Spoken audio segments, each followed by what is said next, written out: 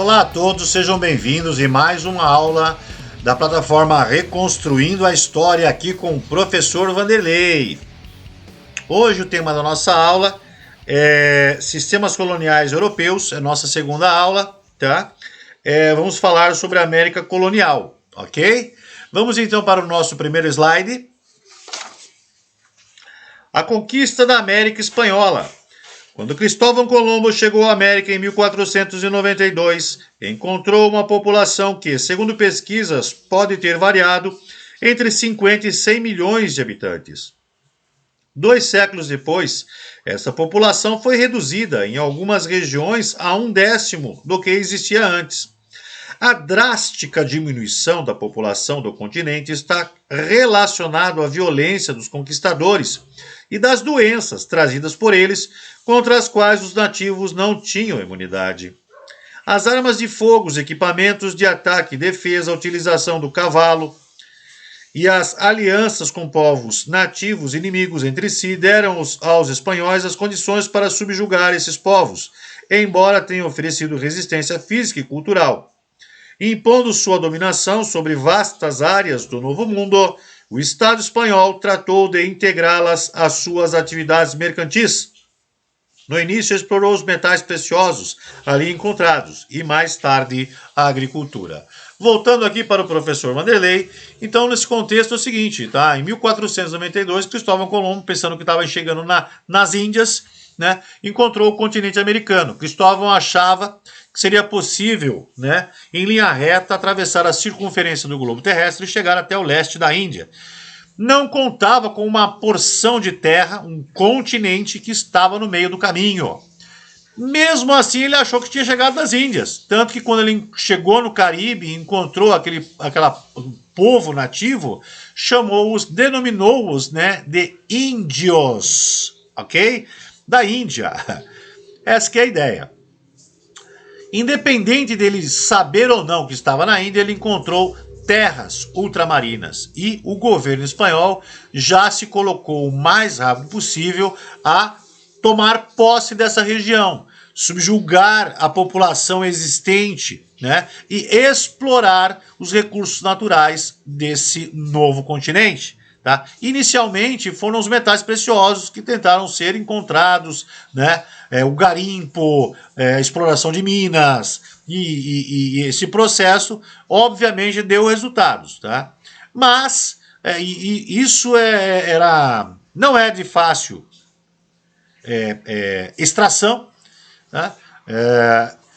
E o governo, né, absolutista da Espanha exigia recursos para poder se manter no poder, tá? Então, o que aconteceu? Então, vamos usufruir de tudo e vamos começar a desenvolver a agricultura para poder explorar a terra a extensão de terra que tem, plantando e vendendo aqui, né, as agriculturas que mais produzem recursos financeiros, tá? Nós vamos falar a respeito disso daqui a pouco. Beleza? Vamos para o nosso próximo slide. A conquista do México, iniciada em 1519, foi conduzida por Hernán Cortés. Logo nas primeiras lutas, ele fez alianças com povos inimigos dos astecas, que o informaram das riquezas em ouro de Tenochtitlán, centro do Império Azteca, para onde Cortés e seus soldados se dirigiram. Cortés foi recebido amistosamente pelo imperador Montezuma II. Aproveitando-se dessa recepção, o conquistador instalou-se na capital, aprisionou Montezuma, que morreu pouco tempo depois, destruiu os elementos religiosos da cidade e saqueou os seus templos. Os nativos iniciaram uma resistência feroz aos invasores espanhóis, que perderam vários homens e foram obrigados a abandonar a capital azteca. Pouco depois, Cortés reorganizou suas forças e voltou a atacar Tenochtitlán, que estava sob o comando de Cuauhtémoc. Em 1521, depois de 2 meses de confrontos e de uma devastadora epidemia de varíola entre os astecas, os europeus obtiveram a vitória final. Sobre as ruínas de Tenochtitlán, os conquistadores ergueram a chamada Cidade do México. Em 1519 a 1650, estimava-se que a população nativa da região mexicana declinou de cerca de 10 milhões para menos de 2 milhões. Voltando aqui para mim, então, isso é um exemplo, tá, da violência imposta pelos europeus, né, nesse processo de colonização e exploração dos povos e das suas riquezas naturais. Obviamente que era muito mais fácil você saquear, né, do que ficar cavando mina e minerando, né, e fazendo garimpo. Tá? Então, o Cortés, ele realmente entrou na cidade de Tenochtitlán, capital aí dos astecas, aí, enganando seu monarca e transformando ele num prisioneiro, saqueando a cidade. Houve a resistência, ele teve que sair de lá, mas aí depois ele, né, com seus militares espanhóis e mais os inimigos nativos dos astecas, empreenderam aí um contra-ataque à cidade até conseguir dominá-la, tá? E essa cidade, as ruínas dela, a partir das ruínas delas foi construída a cidade do México, capital do México atualmente, tá bom? Só um adendo aqui, na realidade quem venceu a batalha não foram as investidas militares apenas, mas principalmente as doenças, né? Uma epidemia de varíola, doença trazida pelos espanhóis, das quais os nativos, né, da América Central não tinham nenhum tipo de imunidade, tá bom? Vamos aí para o nosso próximo slide. A conquista do Peru. A partir de 1531, outro colonizador espanhol, Francisco Pizarro, liderou os ataques aos incas que ocupavam territórios desde o norte do atual Equador até regiões do atual Bolívia e do Peru, atraído pelas notícias de existência de prata e ouro na região. Desde a morte do imperador inca Huayllá na Capac, em 1527, os irmãos herdeiros Atahualpa e Huáscar disputavam o trono imperial. Atahualpa venceu a luta de sucessão, mas, enfraquecido pela guerra, foi facilmente capturado pelas forças de Pizarro.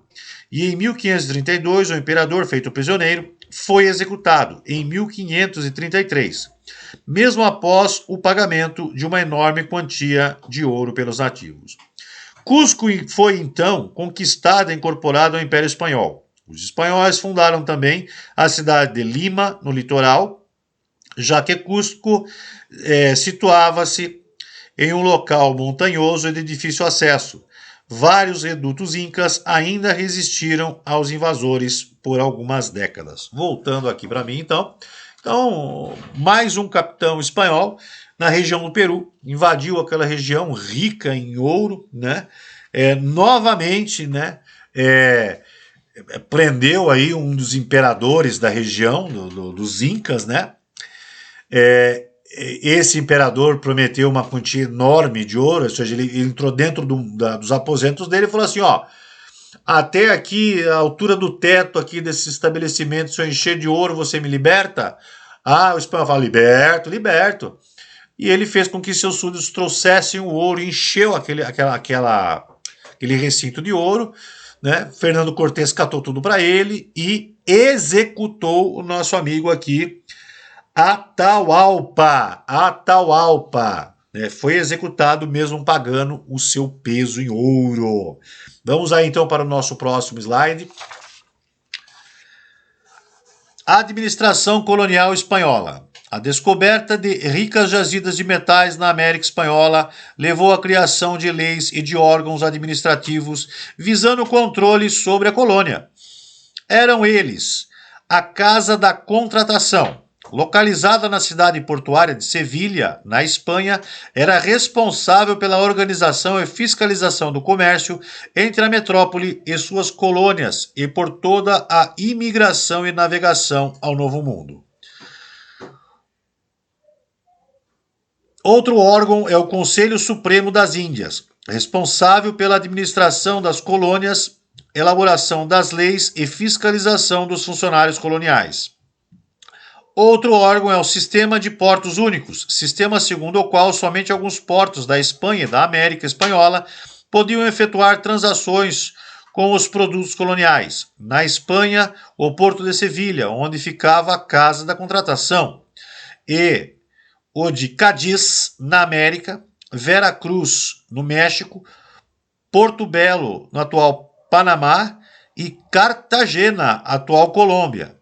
Com essas medidas, a metrópole espanhola garantia exclusividade e maior controle no comércio de suas colônias e acumulava lucros consideráveis que lhe permitiam transformar-se em uma das maiores potências do século XVI. Voltando aqui para mim, sim, é assim mesmo. A Espanha conseguiu, com esse processo, né, acumular riqueza e transformar-se numa das maiores, numa superpotência do século XVI, junto com Portugal. Tá? Portugal segue o mesmo caminho, com algumas ações diferentes, mas buscando o mesmo resultado. E uma curiosidade aqui, ó, Conselho Supremo das Índias. O que significa isso? Significa que até aquele momento, né, o continente europeu achava que tinha chegada no leste das Índias, né, no leste asiático. Tá? Não, por enquanto, ninguém sabe ainda que está na América, que é o continente americano. Para eles estão na Índia. Tá? Isso vai... esse conhecimento de que realmente é um outro continente vai acontecer um pouco mais para frente, ok? Vamos então para o próximo slide. Os vice-reinados. O desenvolvimento das atividades exploradoras na América transformou as possessões espanholas em um vasto império. Para organizar, controlar e administrar as colônias, o Estado espanhol subdividiu-as em vice-reinados, cada um governado por um vice-rei, que representava o monarca espanhol na região e era fiscalizado pelo poder central. Localmente foram criados os cabildos, espécie de câmaras municipais, dos quais participaram os chapetones, funcionários e colonos nascidos na Espanha, e os crioulos, colonos hispânicos nascidos na América. Os chapetones constituíam a camada mais privilegiada da sociedade colonial e ocupavam os altos cargos da administração. Pois bem, antes de sairmos do slide, nós temos aí um mapa, tá, que mostra, né, na parte colorida, como foi dividida a América Espanhola nos vice-reinados, ok? Voltando aqui para mim, então essa era a ideia, né? A América Espanhola ficou gigante. Ficou muito maior, mas muito maior do que o Estado Nacional Espanha, né? Como que a gente vai controlar tudo isso? Vamos subdividir essas regiões, tá? E cada região vai ser um vice-reinado, tá? E cada vice-reinado tem um vice-rei que vai fazer o controle dessa região, prestando contas diretamente para a metrópole, a Espanha, tá? E aí são os outros organismos, né, governamentais vão auxiliar nesse controle, tá bom? Então vamos agora para o nosso próximo slide. A mineração. A exploração de ouro e prata foi, nos primeiros anos da conquista, a principal atividade econômica das colônias espanholas. Os metais eram extraídos pelas populações indígenas locais, submetidas a um regime de trabalho semelhante à servidão. Havia duas principais formas de trabalho compulsório, mita e encomienda. A mita consistia no trabalho forçado dos indígenas nas minas de prata e ouro, com pagamento mínimo e insuficiente para sua sobrevivência. Na encomienda, a coroa autorizava o colonizador a utilizar os nativos para trabalhar nas minas ou na agricultura, desde que fossem cristianizados. Os indígenas eram agrupados em grandes aldeamentos sob o controle dos colonizadores. Essas duas práticas contribuíram tanto para dizimar quanto para modificar a prática social e cultural dos grupos nativos. Nas áreas menos povoadas, como era o caso do vice-reinado de Nova Granada, não havia mão de obra indígena em quantidade suficiente para realizar os trabalhos. Assim, esses locais receberam um número considerável de pessoas escravizadas, vinda principalmente da África. Então, aqui, voltando para o professor, nós temos aqui também na América Espanhola, tá, o tráfico de escravizados africanos, tá? Isso não é uma herança exclusivamente do Brasil, muito menos do continente americano, não é? O sistema escravagista, ele é mundial e existe desde quando a civilização do homem surgiu, tá? O que eu puder fazer com a mão de obra análoga à escravidão nativa, eu vou fazer. O que eu não puder, eu vou trazer escravizados da África, tá bom? Então vamos agora para o nosso próximo slide. A colonização portuguesa. Entre 1500 e 1530, a principal atividade econômica dos portugueses na América foi a exploração do pau-brasil, realizado nas áreas litorâneas, em troca de ferramentas de metal e outros utensílios e adereços. Os indígenas abasteciam os navios portugueses com a madeira, que era comercializada na Europa. No início, os portugueses estavam mais interessados no comércio de especiarias orientais, que davam lucros extraordinários. Com o tempo, as ameaças de ocupação estrangeira no litoral e a diminuição do comércio oriental com as Índias alteraram a relação dos portugueses com a colônia. Em 1531, desembarcou aqui Martim Afonso de Souza para explorar e defender e colonizar as terras da América, que logo se tornaram parte importante do Império Colonial Português. No ano seguinte, Martim Afonso fundou a Vila de São Vicente, a primeira povoação portuguesa na América. Ali, os portugueses introduziram a cultura de cana para produzir açúcar, um produto de alto valor comercial na Europa. Essa atividade econômica foi facilitada pela experiência que eles já tinham com esse cultivo nas ilhas atlânticas de Madeira e Açores. Voltando aqui para mim, então, agora falando aí da colonização portuguesa, tá? Então, em 1500, o nosso amigo Pedro Álvares Cabral desvia o seu caminho em direção às Índias e aporta no litoral brasileiro para tomar posse dessa região, tá? Antes que isso acontecesse por outros países da Europa, que já estavam de olho nessa porção de terra, tá? No início não deram muita importância, porque os lucros vindos do Oriente, né, das Índias orientais, era intenso, mas em alguns anos isso já começou a diminuir, tá? E aí, do mesmo jeito que os espanhóis estavam lá à procura das riquezas minerais da América Espanhola, os portugueses vieram atrás disso. E a primeira coisa que eles viram foi o pau-brasil. Tá aí, ó, pau-brasil. Tá, vamos lá. Ó. Pau-brasil, o nome real dele passou a ser Brasil por causa que colocaram o nome da nossa nação de Brasil. O nome dessa árvore, tá, é pau-brasa. Por que é pau-brasa? Pelo seguinte, no seu interior existe um pigmento da cor da brasa incandescente do carvão. Então você coloca lá, você incendeia o carvão, ele vai ficar aquela cor de brasa. Então, para o tingimento de tecido, naquela época, o que conseguia alcançar esse tom, né, de cor era o pigmento do pau-brasa, tá? Que foi encontrado aqui no Brasil também, ok? Então, pau-brasil, na realidade, é pau-brasa. Brasil recebeu esse nome por quê? Porque High Brasil, né, na linguagem holandesa, significa terra prometida. Tá? No século XV, né, nos anos 1400, um monge holandês que pegou um veleirinho, um barquinho e saiu pelo mar, desvendando o mar, procurando aí a terra prometida. Tá? Não encontrou, ele aí escreveu um livro com diversas histórias místicas, tá? Mas ele foi atrás do High Brasil, ou seja, da terra prometida. Tá? Quando os portugueses aportam no Brasil definitivamente, eles batizam essa terra de terra prometida, ou seja, Brasil. Tá? E aqui encontraram o pau-brasa, que começou a ser chamado de pau-brasil, porque foi encontrado o pau-brasa no Brasil, tá? E aqui coloca também que os índios, né, não só auxiliavam, né, a coleta dessa madeira, ou seja, o corte dela, a coleta dela, né, a logística dela, o transporte até os barcos, né, a troco de quinquilharias, tá?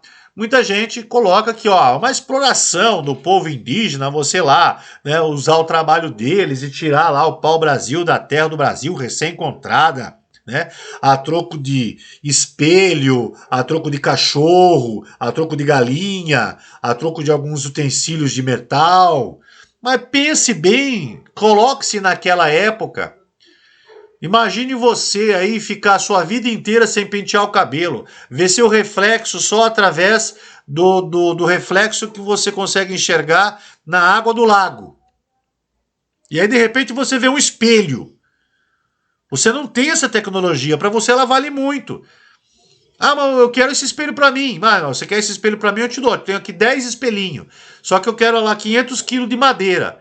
O cara olha, você quer o quê? 500 quilos de madeira? 500 quilos de madeira. O cara olha naquele período, século XVI, 1500, o que mais tem aqui é madeira. O cara fala, madeira? Leva essa madeira, me dá os espelhinhos. Eu ajudo a cortar, ajudo a carregar e ajudo a amarrar no barco para vocês. Pode ser? Viu? Simples assim. É tecnologia que você não tem. Você paga o preço que você tem disponibilidade. A única coisa que os portugueses queriam naquele momento era madeira. Não é? Então, para o indígena, para o nativo, aquele preço, aquela madeira que estava sendo levada era irrelevante pela tecnologia que ele estava adquirindo, tá? O cachorro, o indígena, né? Quando ele subiu na caravela e viu o cachorro, ele fugia do cachorro, ele fugia da galinha, né? Ele fugia desses dois animais, ele nunca viu isso daí, né? Alguns meses depois, eles tinham um cachorro na aldeia que avisava quando entrava alguém estranho na aldeia, ou seja, viu? Todo o litoral brasileiro era povoado por tribos indígenas extremamente violentas. Invasões aconteciam a todo momento, tá? Índio não o indígena não fazia prisioneiro, tá? Ele matava o seu inimigo e comia seu coração para que o seu poder viesse para ele. Então o cachorro estava lá, ajudava, começou com uma coisa estranha, o cachorro começava a latir, todo mundo levantava, opa, o que estava acontecendo? O indígena fugia da galinha, alguns meses depois estava vendendo ovos para os portugueses. Tá? Então são tecnologias que o índio não tinha, né? O indígena, o nativo, não tinha, tá? E passou a ter. Então, se de um lado você pode dizer que os portugueses exploraram os indígenas, de outro lado os indígenas também exploraram os portugueses, porque pegaram uma coisa que eles não tinham e deram uma coisa que para eles não valia nada. Tá bom? Então esse é o contexto, tá? Vamos para o próximo slide. Colonização inglesa. A primeira tentativa inglesa de ocupação na América do Norte ocorreu entre 1584 e 1585 sob o reinado da rainha Elizabeth I, quando o explorador Walter Raleigh fundou a colônia de Virgínia. A iniciativa, porém, não teve sucesso por causa dos inúmeros ataques dos nativos aos invasores. Ainda assim, a chegada dos europeus à região e o contato com as populações locais provocou, como no restante da América, enormes baixas da população nativa, devido às guerras ou a epidemias de varíola, gripe, entre outras coisas. A partir do século XVII, a colonização inglesa ganhou novo impulso com a fundação das companhias de comércio britânicas, como a Companhia de Londres e a Companhia de Plymouth, que favoreceram a fundação de novas colônias na América. Nessa época, muitos puritanos ingleses foram para a América, fugindo das perseguições religiosas. Juntou-se a eles um grande número de pessoas empobrecidas pelas profundas transformações econômicas decorrentes do declínio do sistema feudal. Entre essas transformações destaca-se o cercamento de terras comunais, que eram cultivadas pelos camponeses da Idade Média. Essas terras se tornaram particulares e destinadas, sobretudo, à criação de ovelhas para a produção de lã. A produção rural perdeu seu meio de subsistência e migrou para as áreas urbanas, mas muitos não encontraram empregos nem abrigos, o que os motivou a emigrar para a América do Norte. Voltando aqui para mim, ou seja, a ideia da oportunidade de uma nova vida. Eu não tenho condições mais de viver na Europa, tá? As áreas das quais eu mantinha minha sobrevivência, elas foram subtraídas pelos monarcas e pelos nobres, né? E pelos grandes produtores. Eu não tenho mais aonde ir, eu era um servo feudal, o que que eu vou fazer? Ah, tem um novo mundo, é só atravessar o oceano e você vai ter a oportunidade da sua vida, de ser dono da sua terra, de ser dono da sua produção, de enriquecer a sua família. E essa era a propaganda utilizada e muitos vieram com os puritanos que estavam fugindo da perseguição religiosa, tá? É um novo conceito, né, cristão dos puritanos, e eles eram perseguidos pela igreja, pelo clero daquela época, e eles decidiram ir para o Novo Mundo e fundar uma nova sociedade através dos seus conceitos religiosos. Ok? Vamos então para o próximo slide. As primeiras colônias. Os migrantes que deixaram a Inglaterra em busca de uma vida mais segura e próspera no continente americano dirigiram-se especialmente para a parte setentrional, área que ficou conhecida como Nova Inglaterra, a partir do centro da costa atlântica. Nesses locais, eles fundaram 13 primeiras colônias anglo-saxônicas. Nas colônias inglesas do norte e no centro, a atividade agropastoril era feita em pequenas propriedades, com mão de obra livre assalariada, visando a subsistência ou a produção para o mercado interno. Essa região teve um desenvolvimento comercial e manufatureiro considerável. As colônias inglesas ao sul estabeleceu-se principalmente um sistema de plantação em vastas áreas, denominado plantations, no qual uma aristocracia branca explorava o trabalho dos africanos escravizados. Tabaco, algodão e anil eram cultivados e exportados para a Europa. Essas 13 colônias na América do Norte, localizadas na costa atlântica do continente, deram início aos atuais Estados Unidos da América. Voltando aqui para mim. Então, as 13 colônias ficavam no litoral do Oceano Atlântico, na América do Norte. Através dela e de todo o seu processo de evolução, né, houve a expansão para toda a região até cruzar o continente norte, né, e chegar ao litoral do Oceano Pacífico, ok? Vamos então agora para o nosso próximo slide. Colonização francesa e holandesa. Os franceses criaram no século XVII companhias de comércio cujo objetivo era estimular a ocupação de terras americanas. Dessa maneira, eles buscavam usufruir do vantajoso comércio colonial. Os franceses ocuparam a região que hoje corresponde ao nordeste do território canadense, fundando em 1608 a cidade de Quebec. A principal atividade dos colonos era a caça de animais para obtenção de pele e a agricultura de subsistência. Posteriormente, eles ocuparam a foz do rio Mississippi, fundando ali a colônia de Louisiana, que mais tarde faria parte do território estadunidense. A Holanda, por intermédio da Companhia do Comércio das Índias Orientais e da Companhia do Comércio das Índias Ocidentais, controlou grande parte do comércio de produtos coloniais, transformando-se no século XVII em grande potência marítima comercial da Europa. Interessada no domínio colonial americano, os holandeses fundaram em 1623 um povoado chamado Nova Amsterdã, que, tempos depois, passou ao domínio inglês e se transformou na cidade de Nova York. Tanto os franceses quanto os holandeses fundaram colônias também nas Antilhas e na região das Guianas, na América do Sul. Ocuparam ainda temporariamente o território da América Portuguesa, como Rio de Janeiro, Pernambuco e Maranhão. Voltando aqui para mim, então os holandeses e os franceses também tiveram a sua parte na exploração colonial, tá? Através deles surgiram algumas cidades que depois tiveram seu domínio, né, substituído, tá? Dessa forma, finalizamos o contexto da América colonial pelos europeus. Um grande abraço a todos e até o nosso próximo encontro!